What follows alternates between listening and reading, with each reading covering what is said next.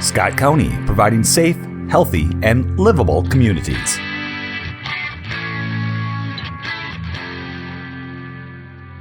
Chairman and commissioners, it's nice to be with you this morning. Welcome. Thank you for your time this morning. We have a really good group of people together today to talk about financial supports for families in our community. And as we get started, I just want to remind everyone as we go through this discussion that the data points that you're seeing really do represent families in need. These are people who are struggling, who are trying to care for kids and make sure that their needs are met and that they have access to food and housing and daycare and all those essentials. And so I think it just helps to remember that we're talking about people's experiences here when we look at this data. We also want to have some conversation with you this morning just about some of the challenges to the myths that are held about families that are receiving some of these public assistance services. And I think the staff that we're going to talk with this morning have some really good information to share around that.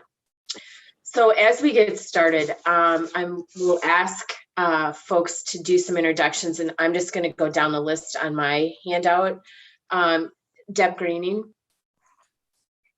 Morning, Mr. Chair and Commissioners. I supervise all of the family assistance programs if there's a minor child in the home, excuse me. So that includes the program, Minnesota Family Investment Program, the Diversionary Work Program, which are two cash programs, SNAP, which is our food program, and I also supervise the Child Care Assistance Program. So any of the programs that currently have minor children involved.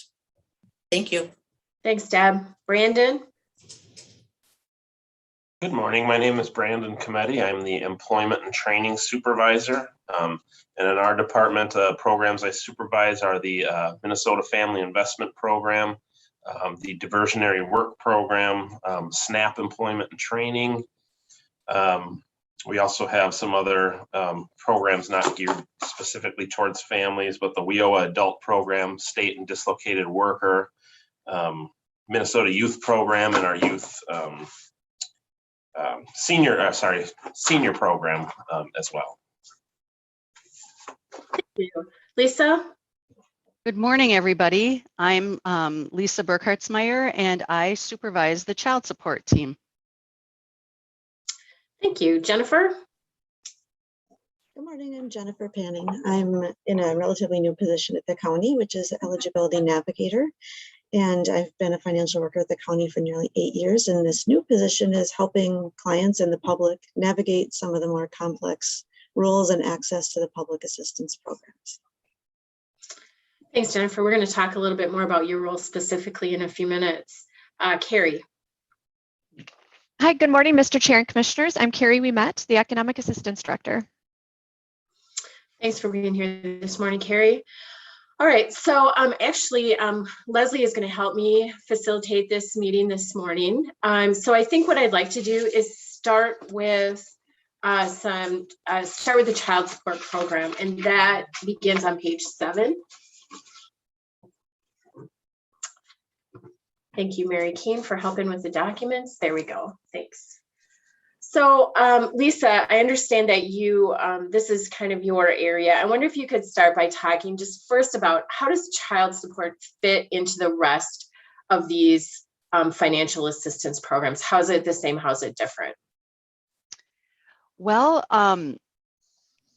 our clients, our custodial parents who apply for public assistance programs, MFIP, child care, medical assistance, when the custodial parent applies, we get an automatic referral to the child support program. And the idea behind that is if we can establish paternity, we can establish a court order where a non-custodial parent is ordered to pay child support, the overall goal would be for us to do that, and then these parents could get off public assistance. That's the ultimate goal. We also, that's only a small percentage of our entire caseload, though. Most of our cases are what's called non-public assistance cases, where parents who have gotten divorced and just need someone to collect the child support part of it, to get that financial. A lot of times the financial and the money thing is the stressor. So we can collect the money that's owed and pass it on to the custodial parent. People can apply for those services independently. Okay, Lisa, then there's two data sets I want to look at. So this one looks at of all of the dollars you collect, what percentage of that is distributed? Is that, am I understanding that correctly? This is current support. There's current support, and then there's arrears, child support that has not been paid in the past, and we can collect on that also. So this one specifically is current. Okay, and then the next slide, Mary, if you would go to page 8. So the next slide looks at the actual dollars that are distributed. So can you talk us through that data a little bit? That's kind of impressive to see those amounts. Yeah, that for our calendar years, we collect well over generally $1 million a month and get it out to families for the support of their children.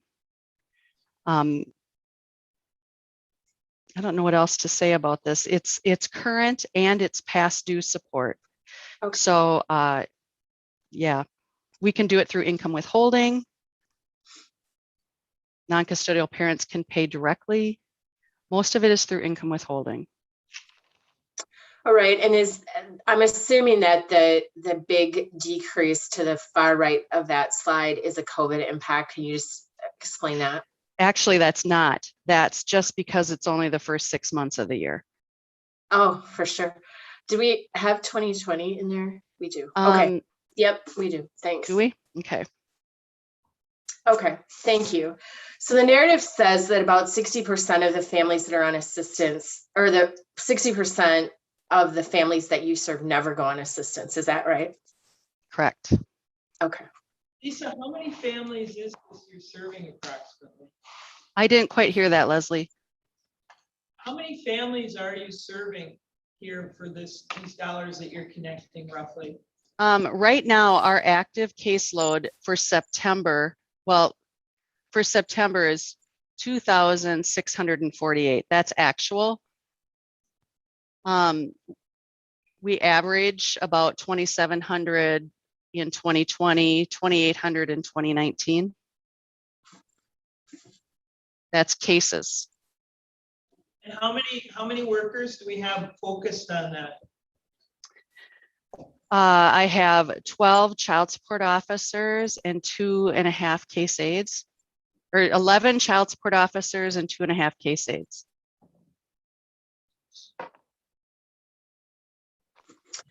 And Lisa, just for people that are unfamiliar with this program, would you just summarize some of the social emotional benefits of this? Child support is about getting money to custodial parents, but there's some social emotional pieces about this for kids as well, right?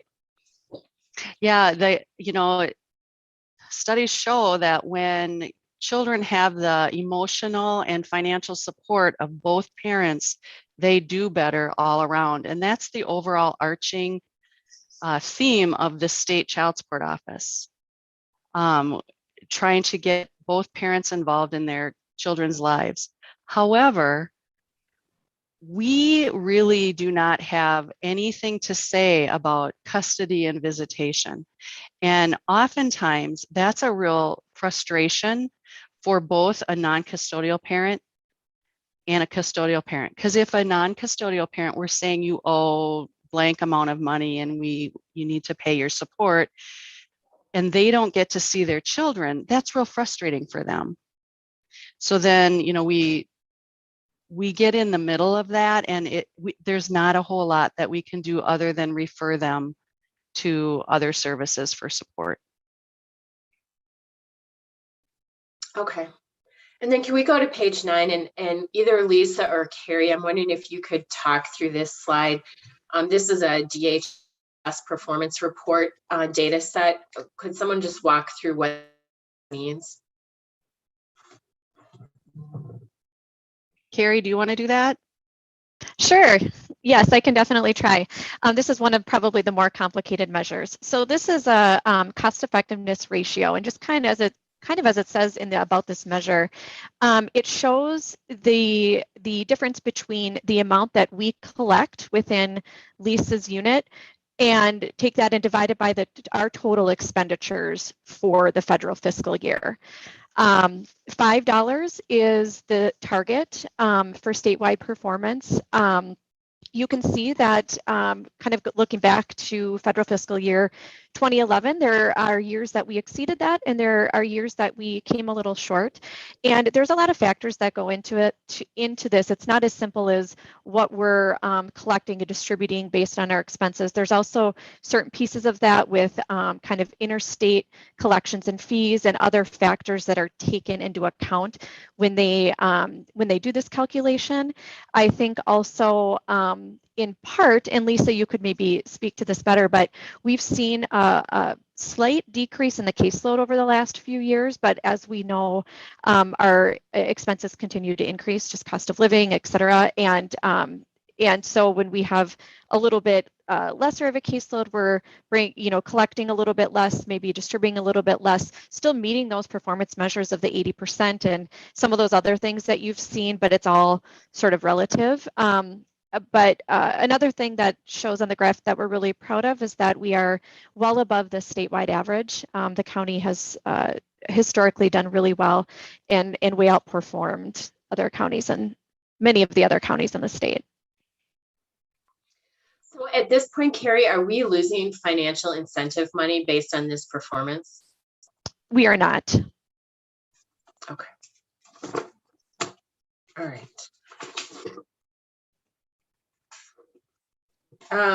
Leslie, did you have any other questions about child support before we move on? No, thank you. Okay. I just wanted to ask one more thing about this, and we have talked in a lot of different settings about the backlog in the courts, and I'm just wondering if there are strategies in place to help with the catch up on the child support caseloads.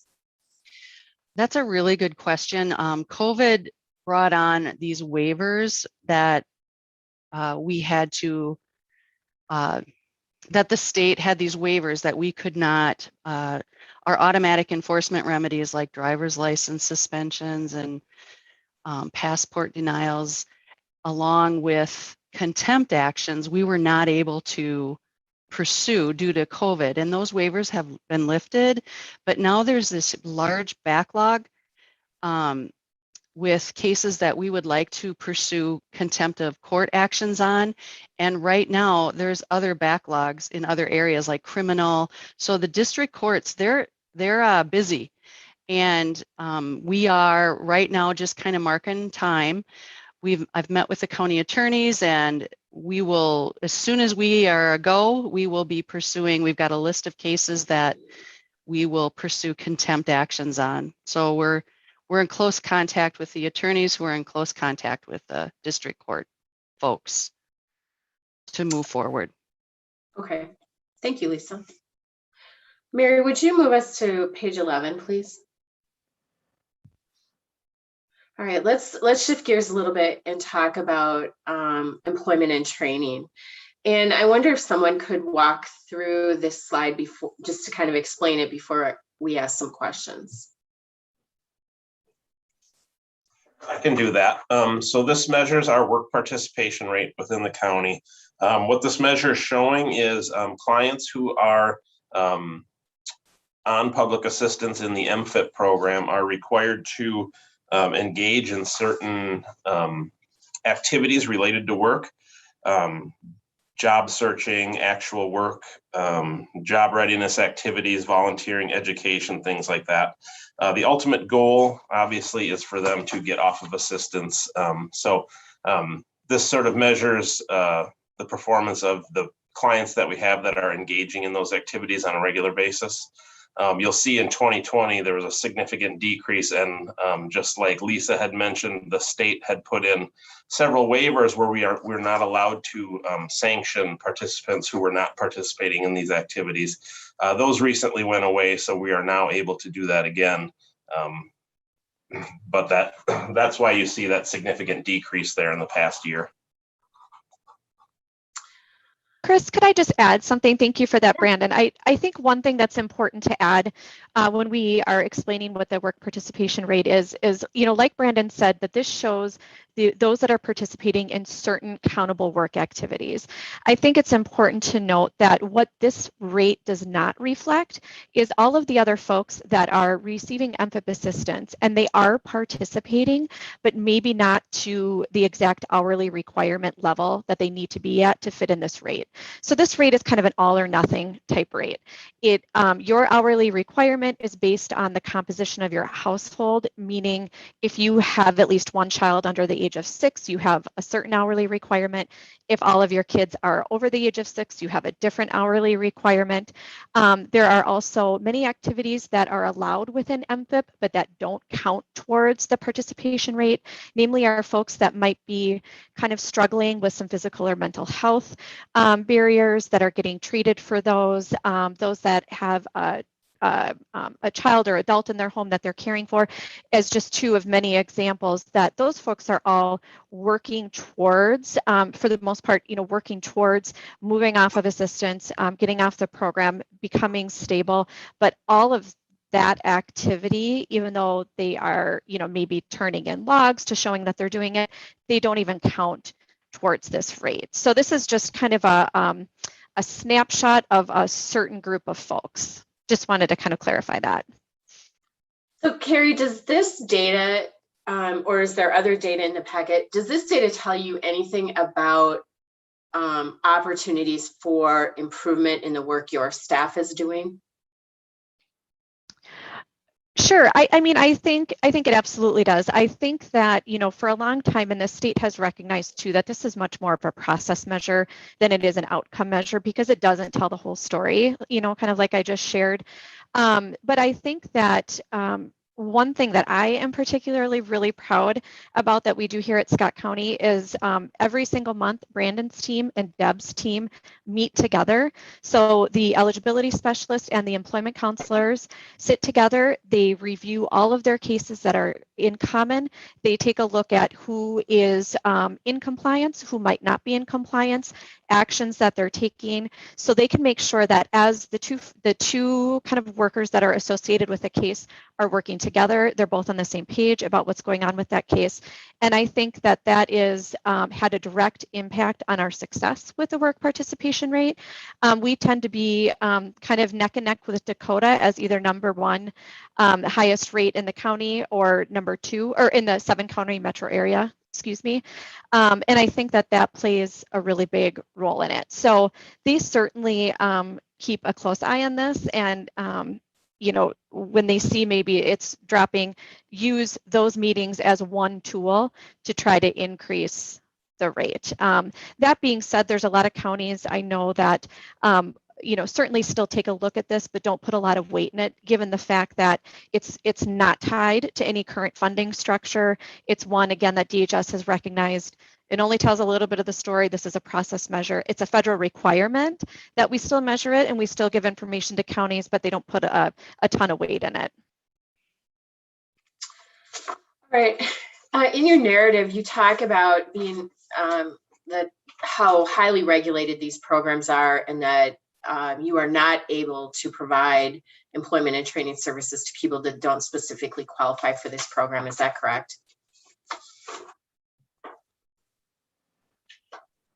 Yeah, so I think, and Brandon, feel free to jump in. So that is true. So this, in order to participate in the MFIP program, for example, somebody would have to be a recipient of MFIP assistance. So that eligibility is determined by Deb's family's team.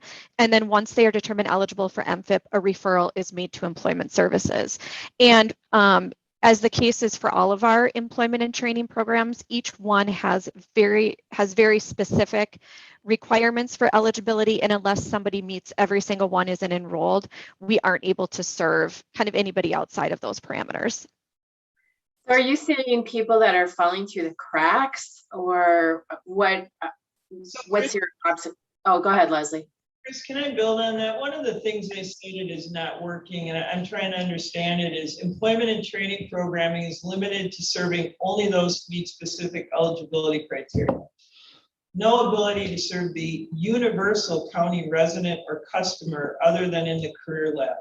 So is that kind of what you were getting at? I'm trying to understand what that statement means. Yes. Oh, I was Right. just going to say yes, that's correct, Leslie. So right now, for example, our staff are all kind of dedicated and paid for by the program grants or all of the funding that's associated with our various employment and training programs. So if we were to have a customer or a resident come into the Career Force Center as an example and say they really wanted to work with an employment counselor, they needed help kind of sitting down and doing their resume, doing some career search. They were maybe looking into some skills training, all of those things. We would screen them for eligibility for one of our programs. But if they happen to not meet eligibility for one of the programs, we aren't able to assign them to a counselor. We aren't able to spend a significant amount of time with them. If they're in our career lab and which is staffed by Brandon's team, they can certainly consult with a staff person that's out there. We can help them, make their way through an application, do kind of some of that basic support. But in terms of kind of getting that intensive career counseling and those other supports from a career counselor, we don't have the capability of doing that now just because we don't have a program that is open to folks that don't meet any of those other eligibility requirements. And this kind of came about through brainstorming. I mean, this bullet is there because, we're trying to brainstorm and what can we do for some of our non-custodial parents in child support to direct them to some skill, applying for own job skills. And it's the bottom line is that employment and training is very structured on what they can pay for and not. So that's kind of, if we had an unlimited pot of money, maybe. Okay. If it doesn't meet the federal or state programs, there isn't really anything we're offering, and you guys are seeing that as a crack to try to help some of these folks. That's correct. All right. Can I ask a question specific to that? How many, and I know it's hard, but so even thinking of pre-COVID, how many calls, visits, touches, a month are from people who you can't help because they don't meet those criteria? I think it's difficult to quantify because we don't necessarily keep a log of the phone calls that come into the Career Lab Help Desk, which would be our 8310 number. We do get several calls. We talk about them. And we do have visitors that come into the Career Lab that we are able to assist with. But yeah, we do, unfortunately, I don't have a number that I could give you specifically probably, but yeah, we do get a fair amount of calls from somebody who just wants to come in and meet with an employment counselor and just go over some things. We do screen them for eligibility, but and we will work with them as much as we can in our Career Lab. But it's hard to provide those intensive one-on-ones with our support services and things like that. So I don't have I could try to find an estimate maybe and get back to you on that, but I don't think I could find a specific number probably. And Commissioner, I think another reason why it's hard to quantify that is that we've never done any kind of marketing or push to our general public or residents other than when we had some CARES funds and we were offering some workshops that we could serve any folks that were kind of affected by COVID and needed some assistance with those workshops. So I think it's one of those, like, we don't know what we don't know. We don't know. We know how many people are in the county that are unemployed. We know just kind of based on our population and our unemployment rate. But we haven't ever been able to kind of do outreach and say, hey, we've got these employment services for you, come on in, because we don't. So we just know that we know how many people are unemployed and know folks could benefit from it and are interested in it just based on the anecdotal data that Brandon just mentioned. But Thank you. Oh, I'm sorry. Go ahead, Commissioner. Oh, I just said thank you. Is there anyone in the community? Are there nonprofits or are there other folks that you can refer people to that you can't serve?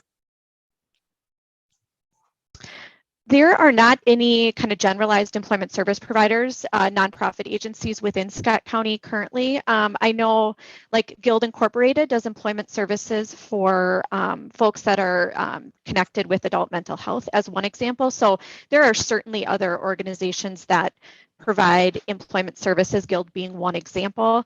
Although, you know, kind of in other parts of the metro and other counties, there are some nonprofits that have a presence. I'm not aware of any here in Scott County. Okay, thank you. All right, Leslie, did you have anything else about jobs and training or employment and training before we move on? No, I was just curious a little bit about the transportation barriers. You know, we've talked about that over the years, and I was hoping we had better connections and connectivity with Dial Ride and those. Do we still have a big gap there?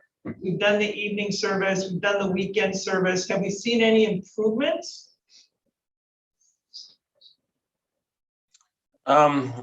I think there's been some, but I think one of the challenges, it kind of goes hand in hand with the fact that there isn't any post-secondary education options currently located in Scott County. I know that's improved with some technology and virtual classes and things like that.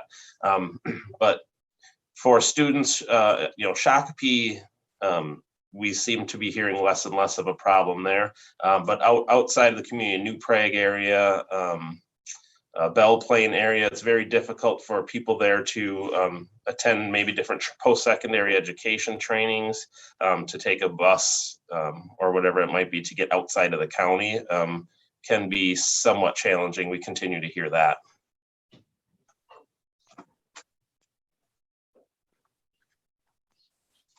All right. Mary, would you go to the next slide, please? All right, let's talk a little bit about childcare assistance. And childcare has certainly been in the news quite a lot, and the availability of childcare and the ability to afford childcare and high quality childcare are all really kind of front and center topics right now. Let me just start by asking, is somebody can just kind of walk through what this data means before we ask more questions? Yeah, I can do that. Different childcare programs out there that our agency manages. One of them is the MFIP DWP childcare, which is for clients who are participants in either the MFIP or DWP program. We have a transition year childcare program, which are for our folks that have transitioned off of MFIP and DWP.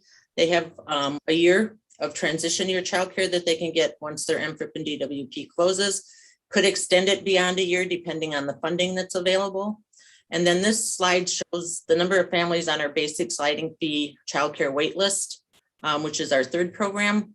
The MFIP and DWP program is a dollar for dollar thing. There's no allocation. It works out to whatever those clients need. It's paid for through the program, where each county receives an annual allocation for the basic sliding fee program. And so we have to monitor that spending very closely.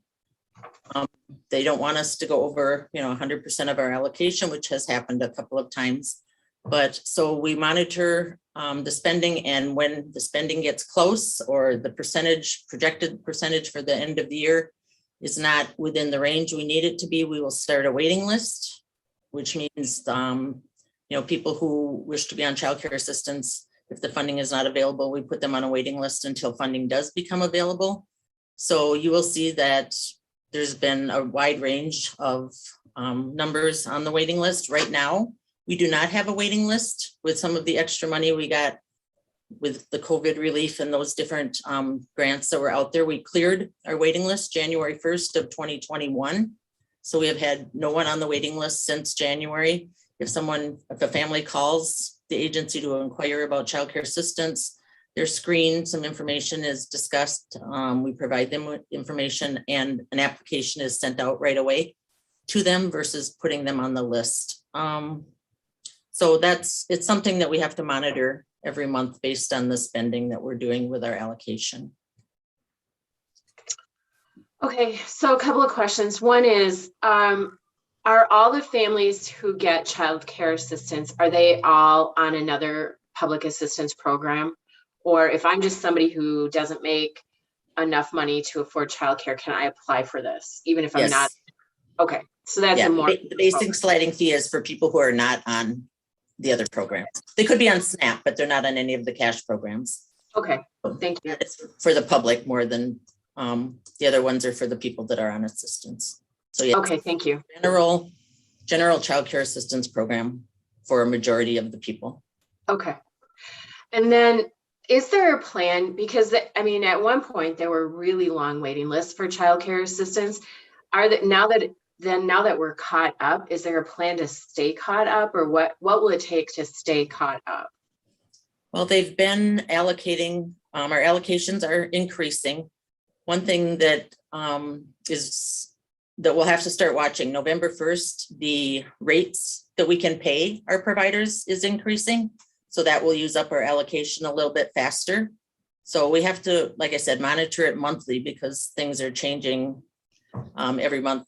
So November 1st, we could see an increase in expenses due to the provider rates being increased overall.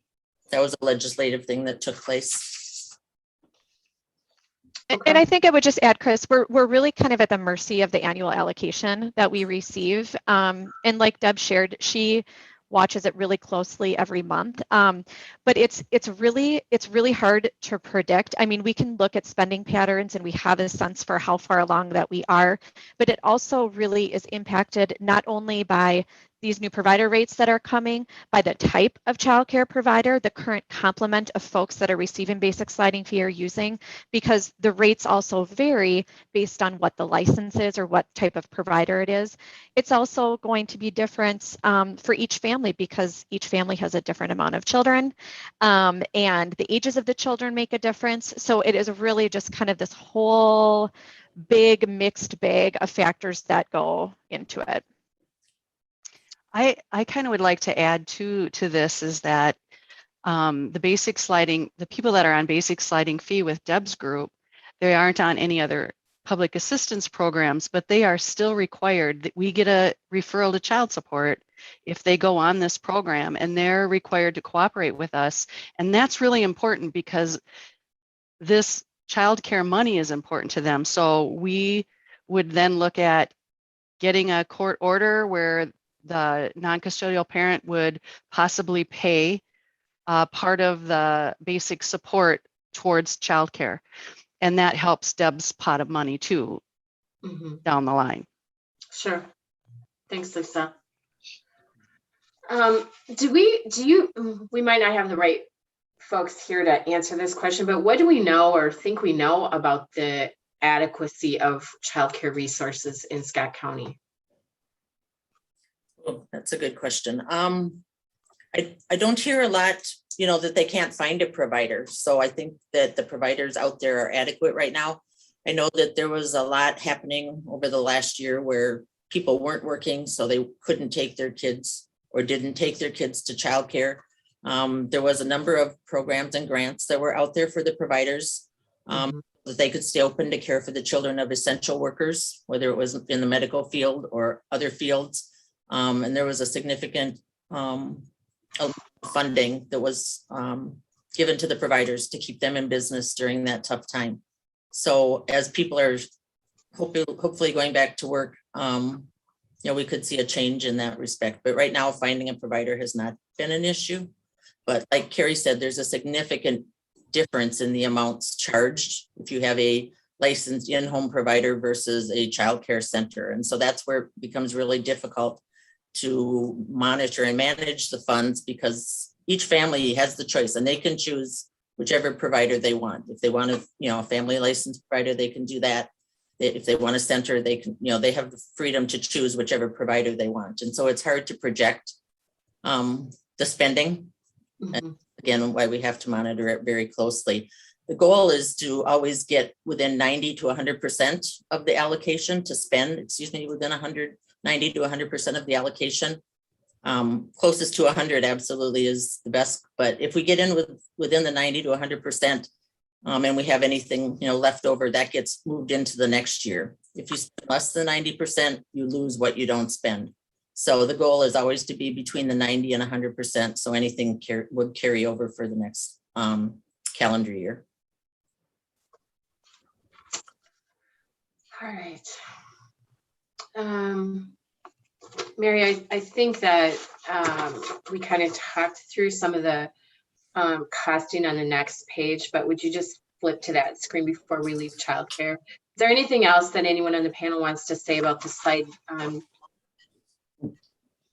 The comment on the sliding fee, that was another one that was not working well. Does somebody want to talk a little bit about that one as well? This page 13, is that what you're saying? No, it's actually page 4 for what's not working and why. We talk about we're the only county that doesn't put any revenue into the basic sliding fee childcare. Again, I was just kind of curious about that. It's called an exacerbating factor. Yeah, I think we mentioned that because we also had the slide about the waiting list. And so when we do have a wait list, it can be an exacerbating factor when we're working only kind of within our allocation. And as Deb shared, we haven't had a wait list since 2021. So we're really happy about that and hoping that that will be the case going forward for a while at least. Yeah, we hope so. Our allocation for 2021, our Bsf allocation for 2021 is almost $4.2 million. So that's the amount that we're monitoring throughout the year. It is going up to 4.35 million for 2022. So we're hoping that we won't have to set up a wait list again for a while. Thanks, Deb. All right, Mary, would you move on to page 14, please? Thank you. Let's talk about the food support programs. Does somebody want to walk through this data slide for us before we do questions? I can touch base on this one, sure. Under the SNAP program, some families are eligible for what they call expedited SNAP, which means that they will file an application, be interviewed, and if they meet the criteria, their benefits will be issued within 24 hours. So the goal of that is the state has a threshold that they want to see that happen for 55% of the households. There's been some times where we have been under that threshold. So we're working on that. You can see if you look at 2019, we were under the 55%. So in 2019, we had to do a performance improvement plan to increase our amount, and that was put in place. And then you can see in 2020, we moved up to 63.8%. So we were above the threshold and the state. And when we did the performance improvement plan, it was a 2-year plan with the goal of getting above the 55% within a 2-year time frame. And because we got back above it in 2020, the state ended our performance improvement plans. So we are doing much better in this area than we did for a couple of years. So, but this is a tough goal to meet. One of the difficulties is a lot of our applications come through the mail, or they're dropped off and people leave the office, or they're electronically submitted through a state system. And then, so we get the applications, in a timely manner, but we have to try to reach the clients to do the interview. And that can be difficult to get a hold of them in the next, day or so. And so that's where the difficulty comes in meeting this 1-day processing, is that our attempts to reach the client are sometimes longer than that time frame. Okay, and Mary, would you flip to the next slide, please? This is the 30-day. Is this correct? Yes. Yep. For all of our cash and SNAP programs, those that aren't under the 1-day criteria, we have to do the interviews and process those applications within 30 days, whether that is approval for benefits or denial based on not eligible income wise or failure to follow through and provide the documents that we need. But all applications need to be acted on within 30 days of the application date. So this is the percentages And you can see that we've done consistently well in this area. The threshold for this, I believe, is 96% for the state. So that's our goal, is to meet at least that 96%. So you can see where we've been consistently at the state level in this area. Okay. So do we know anything about people that come onto assistance and then go off? Do they come back on? Like, is there any kind of repeat measure, or what do we know about, or do people come on for a short time and move on and we don't see them again? There's some of both. Some people came on, for a very short time when their unemployment ended, and they were on until they found a job, and if their job income was sufficient, their SNAP or cash case was closed. Some come on very temporarily when maybe a husband and wife separate and the wife, needs something temporarily while she looks for employment, that type of thing. So I don't remember off the top of my head, Carrie, you might, what it is as far as our percentage based on years. I mean, we don't have very high percentage that reach the 60-month lifetime limit for MFIP. It's a very small percentage. Yeah, it is a very small percentage. It is only 7%. Okay. MFIP, but 5-year limit, lifetime limit for families, and like Carrie said, only 7%, reach that. So, and that would be going on and off, for a total of 60 months. So. Do we have any data, like kind of average length of stay on the program, or something that, because 5 years is a long time, and you have some people, like, do we have any more definition around what people's experiences are in terms of time on the program? Yeah, Chris, I don't think we have any today. That was a little bit of what we were looking for when we were doing research for this presentation, and DHS has some great MFIP data out there. That was not one that we could find. Some of it, they have a lot of reporting capabilities. Some of it requires special request. That might be a special request one since it's not part of the data sets that are out there, but we could certainly find that. Okay. And does that have value for your staff? Like, is that a piece of is knowing that have impact on your work? A lot of the MFIP clients who are on long-term, getting close to or over the 60 months, have a number of other issues, whether it's mental health issues or physical health issues. They're disabled in some way.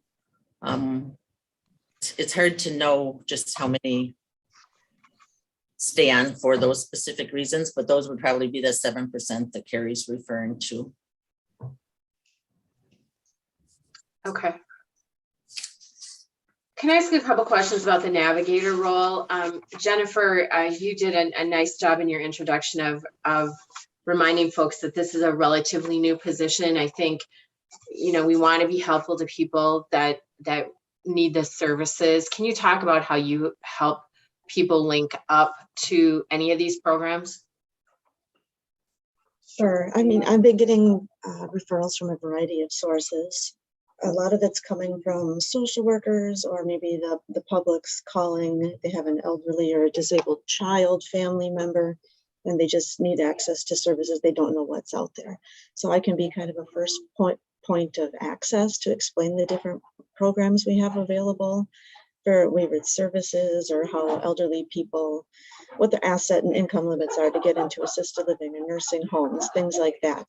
I'm getting a lot of referrals through social services where they have clients maybe with mental health issues that are struggling to either get on programs or to stay open on programs. We know they're eligible, but they just can't, keep up with the paperwork or do some of those tough jobs like getting their life insurance verified, that I'm reaching out and helping them.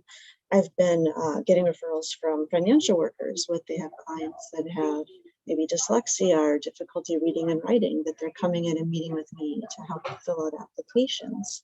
I think a lot of it, I started keeping statistics. I've had since late June, I've had 295 clients I've helped in various ways.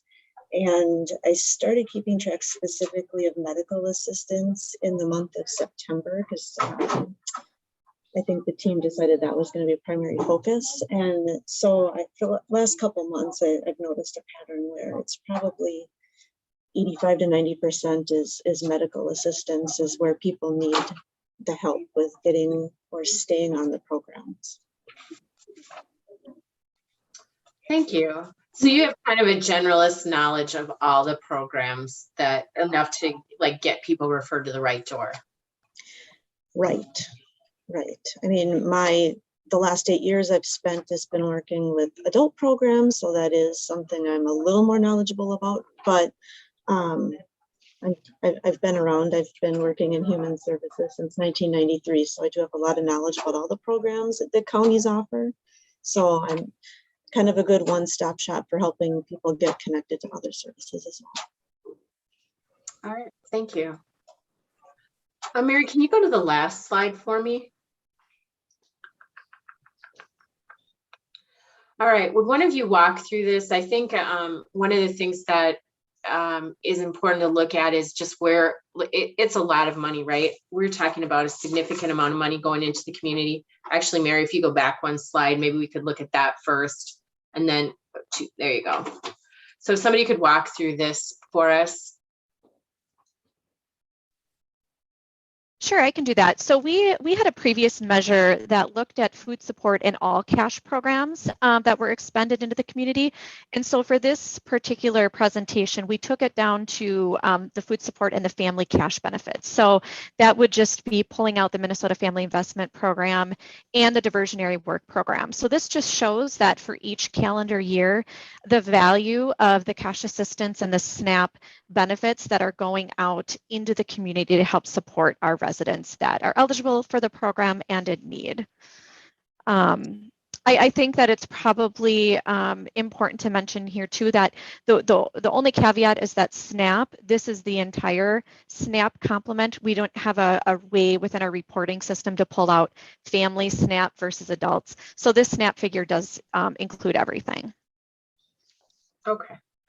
All right. And so in 2020, over $10 million went back into the community to help support people. Okay. That's correct. Now, Mary, can you go to the last slide, please?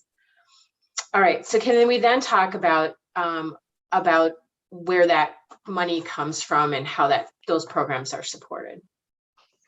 Sure. So what this graph shows, this is kind of a brand new graph that I'm glad that we have, because I think it really kind of illustrates what our budget picture looks like for each calendar year. So this is divided into 3 areas. This is income maintenance, child support, and MFIP DWP. A couple of caveats here. The income maintenance budget is our entire operating income maintenance. We don't have a way of pulling out just the family programs and kind of what expenses are related to those in terms of our overhead and other operating costs.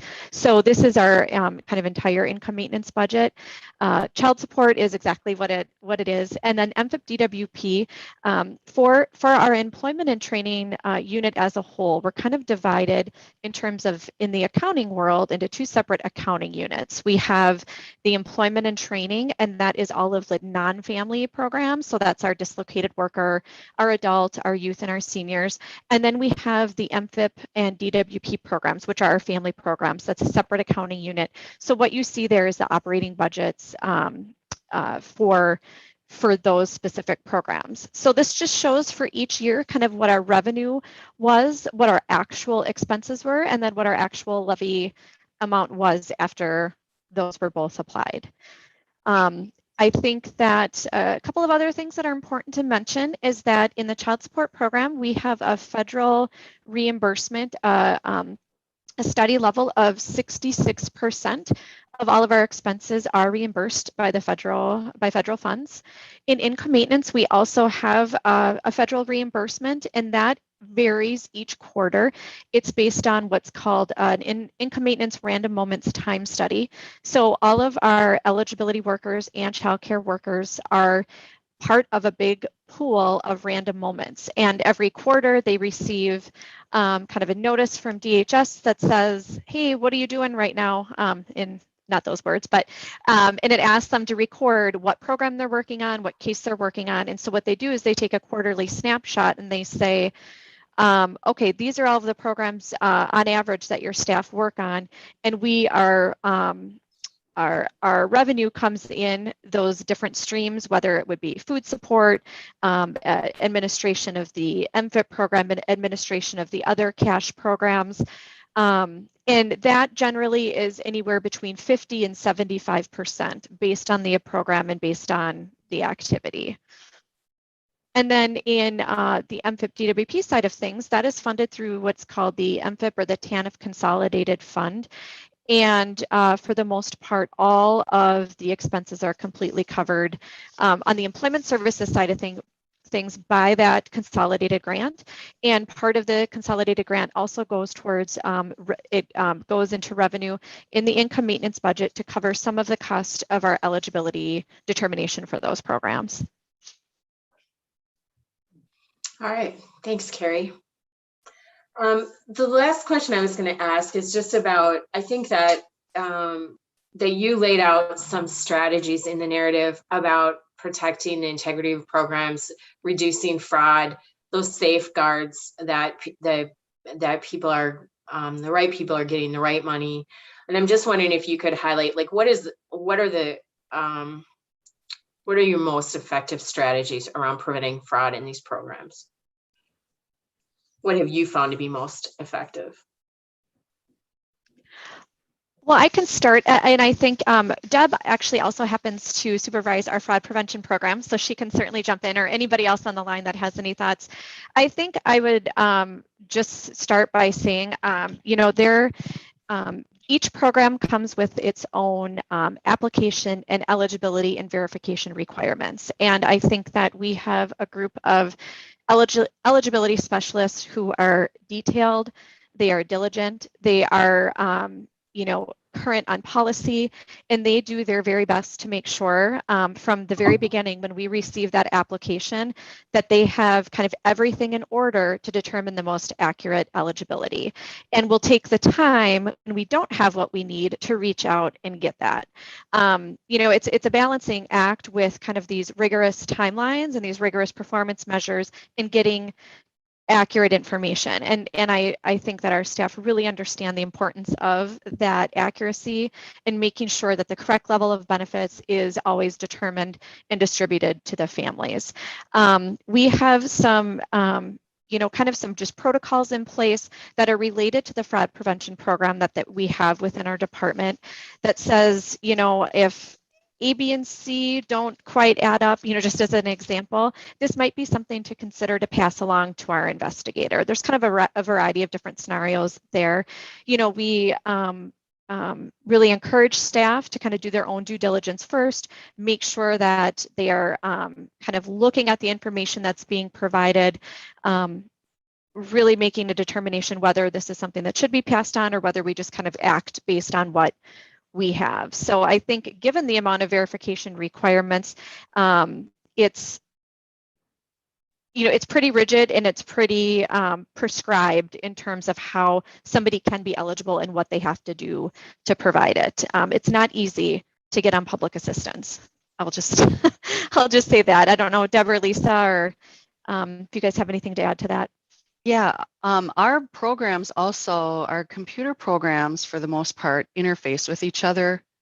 And if we in child support get different information than possibly the public assistance, Maxis or childcare, whatever program has, our workers are really good at talking to each other. We have a really open line of communication and they talk to each other all the time. And we might say, hey, we discovered so-and-so is living with so-and-so. What do you know about that? And I think that helps a lot. Wouldn't you agree, Deb? Yeah, it does. We get a lot of information from the child support officers as far as employment, living arrangements, that type of thing. So we can make the adjustments to the cases at that point. If there's conflicting information between Lisa's group and my group, that may be when a fraud referral would be necessary. I'm just curious, Jennifer, if there's anything that you'd add from all of your years as an eligibility specialist. I guess I would say that having well-trained, experienced staff, I've just anecdotally noticed that's where real quality work comes in, and noticing those differences. You know, if you're just brand new at this job and you're looking at pay stubs, you don't know what you're looking for, you know. Someone that's been around longer is just going to notice, or when a bank statement comes in, to be knowing to looking at those deposits on there, like, this doesn't match up with what they're telling me at the interview. So I know we have some real quality staff that's been here, and some people that have moved on that were really good and really diligent about making fraud referrals and just detail oriented on those sorts of things. All right, thank you. Leslie, did you have any last comments before we return the floor to the commissioners? No, I think we should turn it over to the commissioners. All right, there you have it, Mr. Chairman. Okay, comments or questions from the commissioners? Sure, Mr. Chair, I'll go. Thank you for the presentation. I think a lot of these things are good reminders. It's good to understand the process and see that. I think, like what you said, it is hard to get on public assistance, and we're not spending a ton of levy dollars on this type of public assistance. Good for us to all remember and think about. I guess I'm wondering a little bit, and it may be too early to comment, but especially with the diversionary work program and even the MFIB work requirements, now that many of those regulations are off and we're into 2021, are we seeing that that's going back to normal? I guess pre-COVID, as far as the percentage of folks getting off of MFIB and in that amount of time and in participating in those activities, and the especially the diversionary work program too. Are we a good sense in where that's going, or are there some other barriers in place? Thanks, Commissioner. I think, oh, sorry, Deb, were you going to jump in? Go ahead, you're fine. Okay, I was just going to say that I don't think we know yet. The diversionary work program just started up again September 1st, and that is also the date when the majority of the waivers kind of lifted and we went back to regular programming, for lack of a better word. So I think that it will probably be a good number of months before we really have a sense of where things land. But what would you say, Deb, or Brandon too? Yeah, I was going to say basically the same thing. They did end, DWP did come back September 1st, and the waivers allowing us to work with, well, Brandon's team worked with, and for us to put sanctions on those that aren't complying all started, but everybody started free and clear. So everybody started in compliance again September 1st. It did not matter what they had done previously. They were all starting in a good spot and needed to just move forward. So the earliest that we can start putting sanctions back on is going to be November 1st. And that would be on some of the cases where Brandon's team contacted them and they just not followed through on anything since the contact in September. So the first sanctions are going back on place November 1st. I'm assuming that the current environment, obviously there's tons of jobs available. I feel like employers have only gotten more flexible. That should help that process. I understand there's always folks, whether it's a mental health issue or caring for an elderly person or a disabled person in their home. But I'm hoping, I'm hopeful that you're going to have some more flexibility for employers and helping these folks find something. Yeah, we sure hope so too. Other questions? I think that we really answered them throughout. So thank you. Good presentation.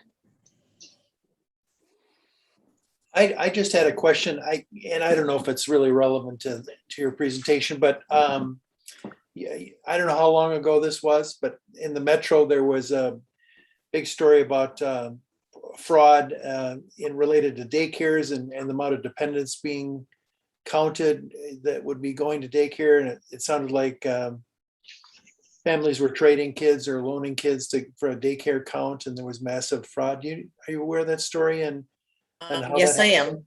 We had a couple providers that we did appeals on and disqualified. Okay. Years ago. So how would you prevent something like that? It's difficult. That one has, those fraud cases have moved up to the OIG office more so than the county level at this point. So any referrals that we get in, we check on them locally, but we also check with OIG, Office of Inspector General, to see if they are working on a case. And then we're really careful not to interfere with their investigation. So it's a combination of county and state working on those investigations right now. The state took over a lot more of it back in the time when it was, in the news and everything was going on at that point. So OIG is very much in charge of those investigations right now. All right, thank you. Other questions or comments?